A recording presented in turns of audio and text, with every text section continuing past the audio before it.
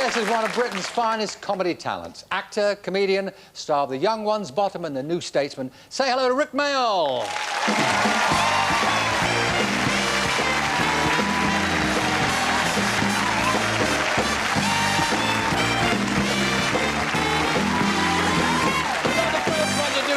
You're not the first one to see. Rik Mayall. It looks different on the telly, doesn't it? You go around the other way. It does look different on the telly. You wouldn't be the first to get... Mel Gibson, 2 years ago, did a tour before he arrived here. Yeah. I like the Barney. It's... Yeah, everyone keeps going on about my hair. Yeah. Well, I read about you being a blonde. Yeah, well, I was blonde for the film. Good link, Des. Yes. Well, we'll talk about the film in a minute. Right. Let's talk about you for a second. By the way, is it more fun being blonde? It is, yeah, but I can't talk about it on the telly, Des. Go on, be a devil. Well, I got my hair dyed blonde, went straight home, and my wife, Barbara... no, I can't. Did you like it? Did it appeal? Yeah, I mean, it's I did, fetching. actually. It's very fetching. I keep walking around London and looking at myself on the posters for Mavis Davis, my new film. Yeah. And... We've got that message. I look at the posters and I say, whoa, who's that guy? And then you look in the mirror and there's this sad old act, because I did the bill and I had to have my hair dyed crap for the bill. And... it just makes me look sad, really.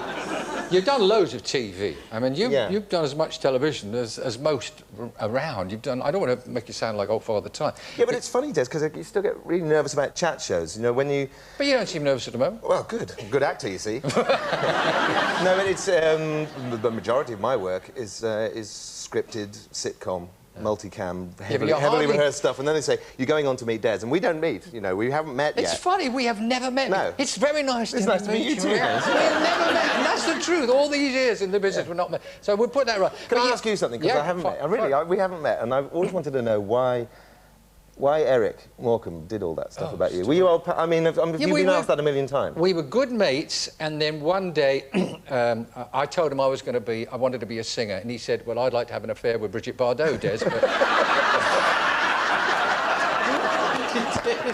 He said, all things are not possible, boy. So I said, I'm gonna be a singer. He said, I should join the Royal Ballet. And it never stopped from then, Rick. It just went on and on. This private joke became a national... Somebody put it in the paper, and then every comic, every cub report in the land was doing. Get back to you. But you never got sick of it. You never got sick of it. I mean, I did get sick of it. One day at the Palladium at the stage door, a little old lady came up to me, and I'd done quite a good show that night. She said, come here, and she pulled me close, and she said, will you send me your new LP? There's a £5. So I said, and in those days, they didn't cost a £5. I'm talking about a long time ago. I said, well, you can get it in the shops for £3.99. She said, I'm not going to go in and ask for it.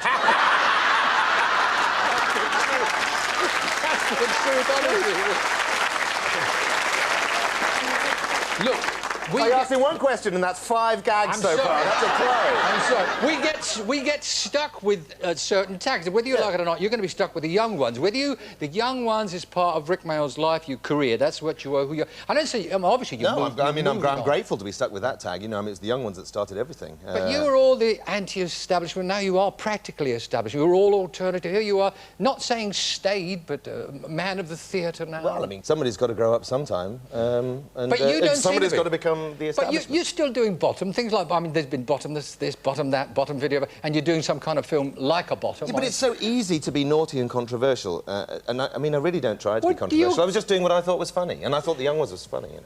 I don't suppose you want to talk about your new film, do you? Yes, my new film.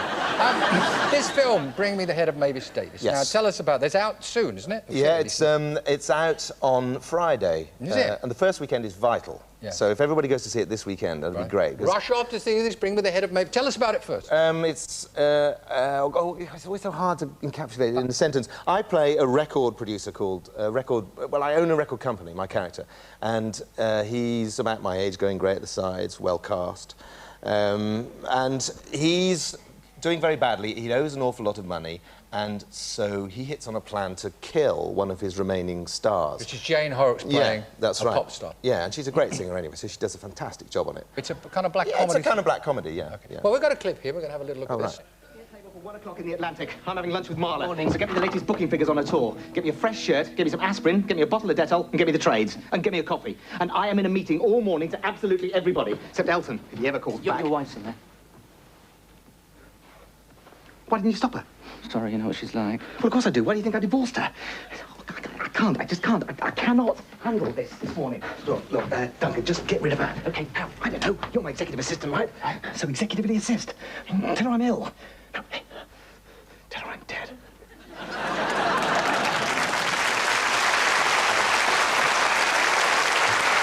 Good luck with that. And because, but if you do manage to come up with an award or something, won't be the first time because you won Best Actor Award in San Remo. That's well researched. Well, we have to know our stuff here. Yeah. And how did you feel about that? That wasn't bad. That was fun. It was fantastic. They gave me a little picture of a bloke playing a violin, which is fantastic.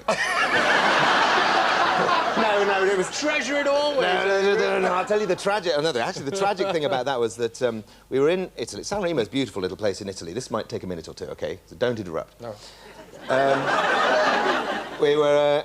so we were sitting there having our lunch, and I was about to get the plane home before the awards ceremony, and this bloke says, oh, Rick, listen, give me a passport. This Italian bloke. I'm not going to do the accent, because it's crap.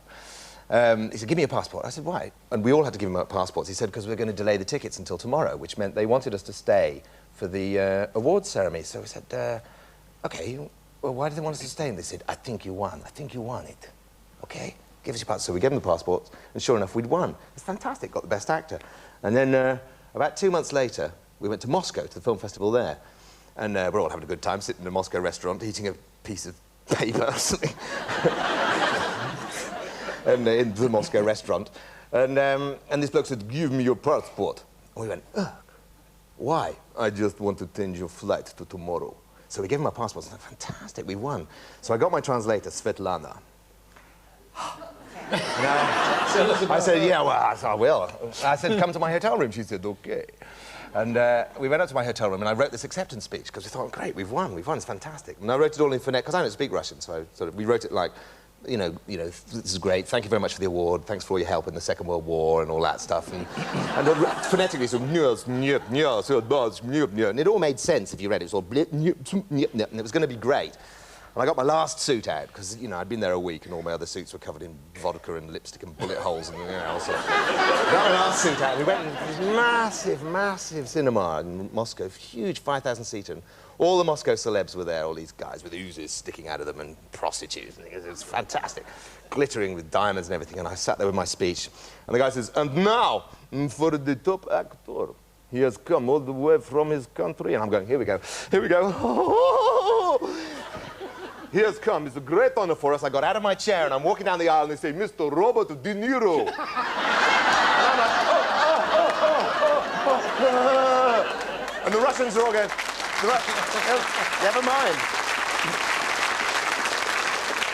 But I'm standing up right near the front of the stage. I've gone right down the aisle, and the Russians are all going, who's the git?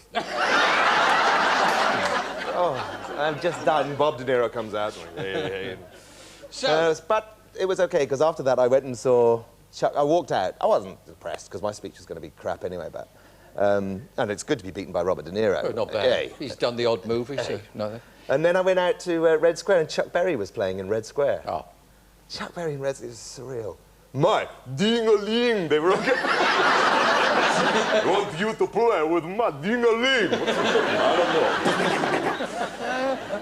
So what would be an ideal part? Now, if you can wave a magic wand, what do you want to be? Would you like to do a Bond movie, something like play Bond? Yeah. Tarzan? Yes.